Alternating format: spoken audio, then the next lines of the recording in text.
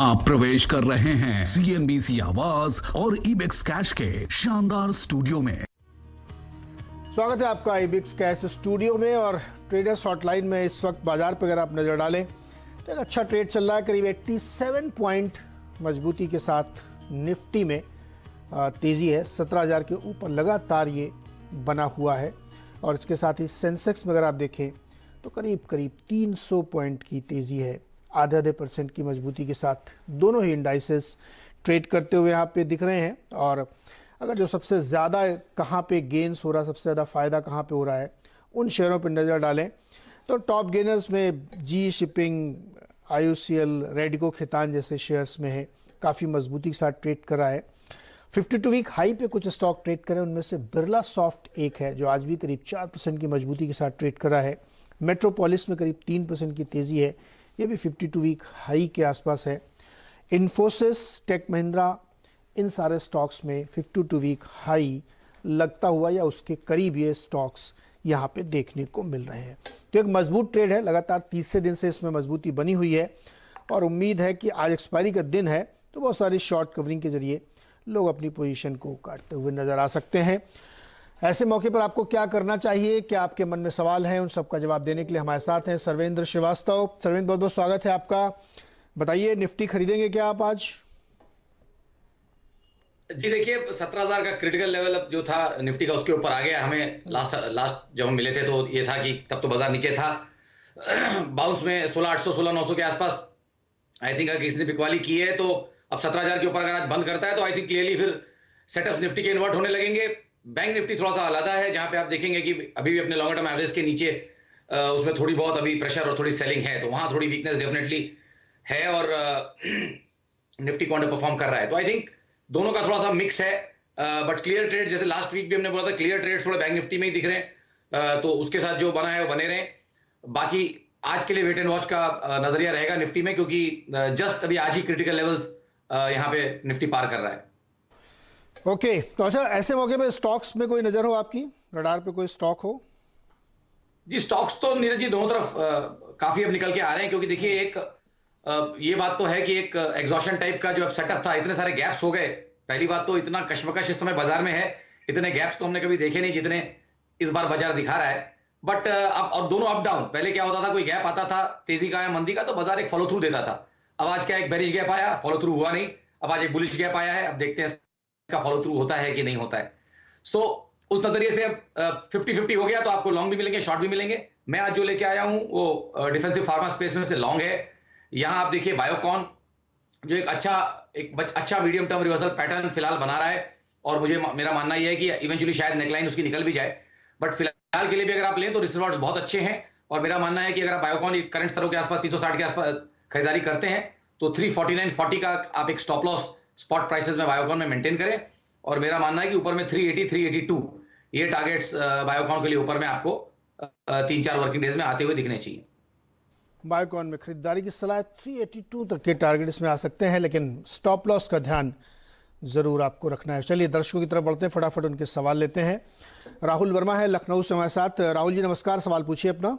नमस्कार sir, good morning sir. Rahul Verma नाम है जी सर। मैंने HDFC बाय किया है, HDFC लाइफ 496 रुपए पे 22 शेयर है सर। नजरिया मेरा सर 4 से 5 साल का है। और सर एक सवाल और मेरा है सर।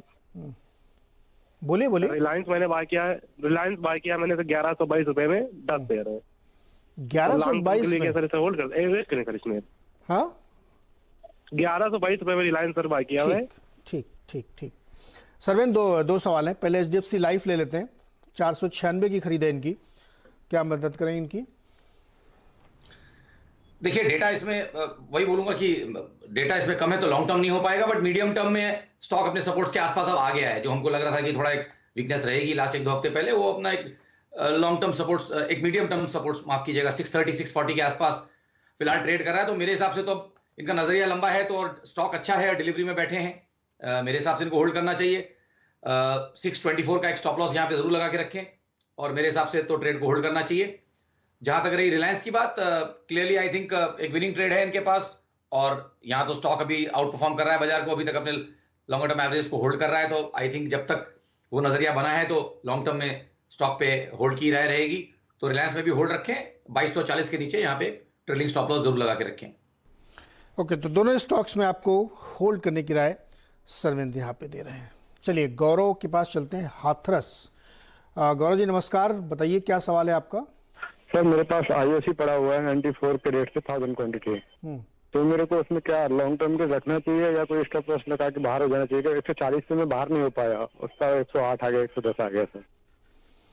140 में आप निकल नहीं पाए, अब हो गया 112। ऐसा होता है कई बार। सर्वेंद्र, क्या इस वक्त इनको निकल जाना चाहिए? अभी भी थोड़ा मुनाफे में है ये, तो इनका एक्सपीरियंस था कि 140 पे निकल जाते तो ज़्यादा फायदा होता, लेकिन निकल नहीं पाए, तो क्या अब निकलना चाहिए या वेट करना चाहिए? नीरज जी माफी चाहूंगा, थोड़ा सा ऑडियो ड्रॉप हुआ। स्टॉक का नाम इंडियन ऑयल कॉर्पोरेशन, IOC। हाँ। जी जी जी जी। देखिए मेरा मानना तो यहाँ ये है कि स्टॉक में एक अच्छी गिरावट मेरे हिसाब से कंप्लीट हो गई है प्राइस वाइज, और फटाफट हो गया। मतलब 140 वाला अब 110 तक जो आ गया है, मेरा मानना है कि अच्छा ट्रेंडिंग सेटअप है यहाँ पे, अच्छे हाई टॉप हाई बॉटम्स बन रहे हैं, और ऑलमोस्ट 70-80% रिट्रेसमेंट पिछले स्विंग का हो गया है। तो अब यहां से निकलना तो मुनासिब नहीं बनता मेरे हिसाब से। इनको एक अच्छा बाउंस तो शायद यहाँ खेलने मिल जावे, और अगर निकलने का इनका मन है तो आई थिंक 120-122 के स्तर बाउंस में यहाँ पे आने चाहिए, एज लॉन्ग एज स्टॉक 108 नहीं तोड़ रहा। तो 108 रुपए के नीचे एक स्टॉप लॉस लगा लें, और मेरा मानना यह है कि वेट करें। बाउंस में इनको थोड़े अच्छे स्तर मिलेंगे 120-22, और इनका अगर इनकी किस्मत थोड़ी अच्छी रही तो 125 भी। तो आई थिंक वेट कर लें और बाउंस में डिसाइड करें कि निकलना है कि नहीं निकलना है। ठीक है, तो 108 का स्टॉप लॉस लगा के रखिए, और 120, 22, 25 भी अगर आपकी किस्मत अच्छी है तो वहाँ जा सकते हो, तो वहाँ पे फिर आप इसमें एग्जिट लीजिए। जालंधर चलते हैं, राम अवतार बंगा जी हमारे साथ हैं। राम अवतार जी नमस्कार, अपना सवाल पूछिए सर। नमस्कार जी। हाँ जी सर, मेरा सवाल है कि मैं सेल में इन्वेस्टमेंट है 500 शेयर 120 में लिए हुए हैं, और दूसरा स्टार सीमेंट में 500 शेयर है, वो भी 120 में लिए हुए हैं, तो होल्ड करूँगा बाइक सेल करें? सर्वेंद्र, स्टार सीमेंट देखिए 120 का प्राइस है इनका, 500 शेयर इन्होंने ले रखे हैं, इनको नुकसान है करीब 25 रुपए के आसपास का। देखिए जो मैं यहाँ देख पा रहा हूँ एनएसई पे, वो डेटा तकरीबन 2017 से ही है, तो यहाँ पे भी मैं मीडियम टर्म ही नजरिया दूंगा। आई थिंक स्टॉक में अगर आप देखें तो एक 5-6 महीने का अच्छा करेक्शन हो चुका है, तो विच जहां पे आप बोलेंगे कि बाजार को अंडर परफॉर्म करके, और एक 6 महीने का करेक्शन एक अच्छा बढ़िया 50% रिट्रेसमेंट भी कर चुका है। तो इन तरह से तो निकलने की राय नहीं दूंगा। मेरा मानना यह है कि बने रहे 90 के आसपास अच्छा बाइंग आ जाता है, तो जब तक 90 के नीचे डिसाइसिवली क्लोज नहीं करता तब तक मेरा मानना है कि स्टॉक दोबारा एक बार 120-125 के लेवल्स को तो टेस्ट करेगा। तो होल्ड करें, 90 के नीचे स्टॉप लॉस रखें, और जब 120-125 आए तो दोबारा ट्रेडर्स हॉटलाइन पे फोन करें, आपको फोन करें और फिर से पूछें, फिर से राय देंगे। सेल में भी होल्ड करने की राय होगी क्या? जी मेटल्स में सेल आप देखिए, सेम एक साइडवेज 4-5 महीने का एक बढ़िया, जिसको हम बोलते हैं जो एक रैली हुई उसको पचाया है उसने। तो ऐसे सेटअप्स में हमारा उम्मीद हमेशा यही रहती है प्रोबेबिलिटी वाइज, कि हम तो सारे के सारे प्रोबेबिलिटी एनालिस्ट हैं टेक्निकल वाले, तो 70-80% टाइम्स मैं ये बोलूंगा कि ये जब पैटर्न बनता है जो सेल में भी बन रहा है, तो ब्रेकआउट ऊपर की तरफ ही होता है, नीचे के ब्रेकआउट के चांसेस कम होते हैं बनस्पत। तो मेरा मानना यह है कि 150 वाला जो हाई है वो चैलेंज होगा, और इन फ्यूचर निकलेगा भी। तो अगर इनका नजरिया थोड़ा अच्छा रहे, 6 से 9 महीने का नजरिया रखें, तो मेरा मानना यह है कि बिल्कुल 150 वाला हाई निकलना चाहिए, होल्ड रखें। तो इसमें भी होल्ड करने की सलाह है। अच्छा, अब एक मैनेजमेंट से बात करते हैं सर्वेंद्र। ये आउटलुक 2022 के तहत है, इस जो हम लोग रोज एक बातचीत करते हैं, आज बातचीत करेंगे ब्लू स्टार से। ब्लू स्टार के MD बी त्यागराजन जी हमारे साथ हैं। इस स्टॉक ने करीब 25 से 30% का रिटर्न हमें कमा के दिया है लास्ट फाइनेंशियल ईयर में, और लगातार परफॉर्मेंस इसकी बेहतर होती जा रही है। और जिस सेगमेंट में काम करते हैं वहाँ पे बहुत अच्छी डिमांड भी थी, बड़ा अच्छा फेस्टिव सीजन भी गया था। तो इसी के संदर्भ में समझना है आज की आगे का आउटलुक क्या बनता हुआ दिख रहा है। त्यागराजन जी बहुत बहुत स्वागत है आपका CNBC आवाज़ पे। लास्ट फेस्टिव सीजन काफ़ी बढ़िया गया था तमाम वाइट गुड्स कंपनीज़ के लिए, कूलिंग कंपनीज़ के लिए। तो उसमें एक बात ये निकल के आई थी कि ये फेस्टिव सीजन में एक बम्प अप डिमांड थी। अब भी वो डिमांड थोड़ा सा कम होके बनी हुई है या काफ़ी ज़्यादा नीचे आ गई? ये डिमांड इस समय कैसी दिख रही है आपको? Good morning. It is a pleasure to interact with you. You are absolutely right. The festival season was a bumper one, and post that, the demand continues as of now. And the dealers are stocked up for the Christmas, New Year sale as well. In some parts of the country, the sale continues till Shankranti, which is January 14th or so. Now, we are also preparing for the summer season. There is no energy label change that is taking place on 31st of December. So the old label will continue till July. So the sales is very good across the country now at this point of time. Of course, there are concerns with regard to the third wave of the pandemic. We have to wait and see how it is going to pan out. ये जो Omicron का खतरा foreign में तो बहुत ज़्यादा लोगों के दिमाग में चल रहा है, जगह यूएस में, यूके में काफ़ी केसेस आ रहे हैं, इंडिया में अभी स्थिति काफ़ी बेटर है, तो इसके हिसाब से आपने कोई अपनी स्ट्रेटजी में चेंज किया है क्या? Look, for us, after this particular period of New Year Shankranti sale, the summer season is very important. It is the last 15 days of March and the April, May, June. We are well prepared for the summer season. One hopes that if there are spikes in the virus pandemic, we should be looking forward to a good summer season. In the meanwhile, our own assessment is there will not be any large-scale lockdown across like it had happened in the past. Therefore, we are not going ahead and changing anything in terms of our summer plan or March sales plan.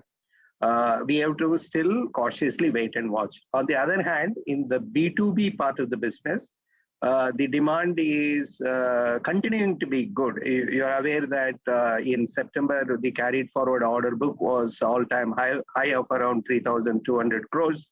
Now, the customers are pushing us to execute the orders faster because they also must be anticipating there will be some restrictions coming into force perhaps in February. Therefore, they are asking us to expedite the dispatches and the execution of products in B2B part. The dealers have stocked well. Let us see whether we are able to have a good March. Last 2 weeks are important and the summer season is important. Sir ये बताइए कि दो सवाल, एक तो ये कि inventory level आपका इस समय क्या है पहला, और दूसरा ये कि इनपुट कॉस्ट आपकी लगातार बढ़ रही है, पूरी इंडस्ट्री की ही बढ़ रही है, दोनों को मिक्स एंड मैच अगर आप करें तो कैसी स्थिति बन रही है? Excellent question. So we had increased the prices, you are aware. We had increased it in January 2021, again in April 2021, once again in September 2021. Simultaneously, we have redesigned our products. Therefore, we are not looking at any price hike at all going forward. The second part is the commodity prices are coming under control. Where there were shortages like semiconductors, we have adequately stocked for next 12 months to 18 months. We are comfortable there. Now, inventory levels typically are around 60 days of inventory we hold, and build up for the summer season will begin from January onwards. The component pipeline is full for a great summer season till July. My experience in the past couple of years is inventory management is not an issue at all. The real thing is that how we will escape this third wave without markets getting closed. Our assessment is that the markets may have some restrictions for a few weeks between February and March, and thereafter it should be a good season. So therefore, I am still optimistic. One will have to wait and see how it pans out. Okay, thank you sir. आप कह रहे हैं कि price है कि बहुत ज़्यादा गुंजाइश नहीं है, तो मार्जिन पिक्चर फिर कैसे मेंटेन होगी? We have gone ahead and redesigned our products. Complete product portfolio has been redesigned. And I'm telling you, 3 price hikes within same year, it has not happened in the past. So we have done it in January, April, September. So margin management is not an issue. क्योंकि 3 price hike इस calendar year में हो चुकी हैं, inventory managed है। Sir, product portfolio भी थोड़ा सा बताएं कि क्या आपने चेंज किया और किस सेगमेंट से ज़्यादा बेहतर ग्रोथ की आशंका दिख रही है आपको? So as we had stated in the past, what we are planning to do is to address the tier 3, 4, 5 markets and the entry-level customers. This journey commenced last year itself, and we are going ahead and ensuring that our market share improves in those markets. So that is the following from that strategy is the distribution network expansion, as well as our signing up with Virat Kohli and investing more in advertising, both the traditional media and digital media. So therefore, our way forward is Blue Star will be positioned as an affordable premium range of products.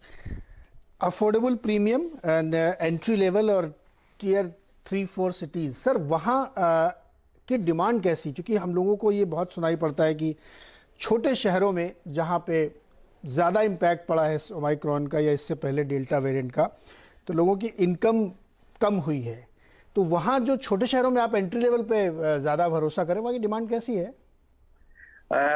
It is the other way around. The demand from tier 3, 4, 5 markets are extremely good. More than 65% of our sale is coming from those markets. The only difference is that you will find close to around 40% of those consumers are buying through consumer finance scheme. So there is an additional burden for that consumer finance to be extended. Otherwise, the demand continues to be good. It was so prior to the pandemic, it continues to be so. In fact, the growth story for Indian consumer durable companies, including ours, will be addressing the aspirational middle class with affordable products. And that's what we are doing now. Okay, तो demand बहुत अच्छी है, वहाँ से कोई बहुत ज़्यादा impact नहीं आया है। B2B की डिमांड बहुत अच्छी है, यानी जो बड़ी कॉरपोरेट है या बड़े क्लाइंट हैं जो एंटरप्राइज लेवल की, वहाँ से अच्छी है। और सबसे अच्छी बात है कि वो बहुत ज़्यादा प्राइस हाइक की उम्मीद नहीं है। तो ओवरऑल बहुत ही बढ़िया पिक्चर पेश कर रहे हैं 2022 के लिए। त्यागराजन सर, बहुत बहुत शुक्रिया हमारे साथ जुड़ने के लिए, और best wishes for the new year, और होपफुली हम लोग नेक्स्ट क्वार्टर में रिजल्ट के समय फिर से बात करेंगे। तो ब्लू स्टार का चार्ट दिखाइए, और सरवेंद्र जी बताइए, ब्लू स्टार अभी आपने मैनेजमेंट को सुना, बहुत ही बढ़िया पिक्चर बता रहे हैं, डिमांड को लेकर के, प्राइसिंग को लेकर के कोई दिक्कत नहीं है। स्टॉक पे बाई करना चाहिए किसी को? जी नीरज जी, देखिए वीकली में बड़े अच्छे रिवर्सल्स रहे। 4 हफ्ते पहले एक अच्छी वीकली रिवर्सल बार बनी है, और आप देखें कि अब 50% रिट्रेसमेंट पे अच्छे सपोर्ट्स भी आ रहे हैं। तो 950 960 के आसपास आप देखें तो 3-4 हफ्तों से अब उसके नीचे जाता नहीं है। और मेरा मानना भी है कि आपको एक बार ये इसका जो पिछला हाई था 1100 के आसपास, वो चैलेंज होगा। तो अगर किसी को ट्रेड करना है तो आई थिंक 1070 1090 के टारगेट्स यहाँ पे ब्लू स्टार के लिए रहेंगे। और अगर आप वो ट्रेड ले रहे हैं तो आपका 960 रुपए के नीचे एक स्टॉप लॉस भी होना जरूरी है। ओके, 960 का स्टॉप लॉस और 1080 1090 के लक्ष्य के लिए आप इसमें ट्रेडिंग भी कर सकते हैं ब्लू स्टार में। सरन, बहुत बहुत शुक्रिया हमारे साथ जुड़ने के लिए और बहुत सारे दर्शकों की मदद करने के लिए, उनके सवालों के जवाब देने के लिए। चलिए ब्रेक लें। इससे पहले आपको याद दिला दें कि CNBC आवाज़ और NSE मिलकर आपको जागरूक बनाता है इन्फॉर्म्ड इन्वेस्टर कैंपेन के जरिए। एक इन्वेस्टर को अपने KYC में सभी ज़रूरी जानकारी सही और पूरी भरनी चाहिए। जो क्लॉज एप्लीकेबल नहीं है उन्हें क्रॉस कर देना चाहिए। कोई भी स्लॉट खाली छोड़ेंगे तो दूसरों को मौका मिलेगा कि उसे आपकी तरफ से भरने का, जिसका मतलब है कि वो आपकी तरफ से फाइनेंशियल कमिटमेंट कर रहे हैं। ये सुनिश्चित करें कि आप KYC डॉक्यूमेंट खुद भरें और अपने ब्रोकर से KYC डॉक्यूमेंट की साइंड कॉपी भी जरूर लें। लेकिन आप कहीं जाइएगा मत, क्योंकि अभी सुमित लेके आएंगे खिलाड़ी नंबर 1।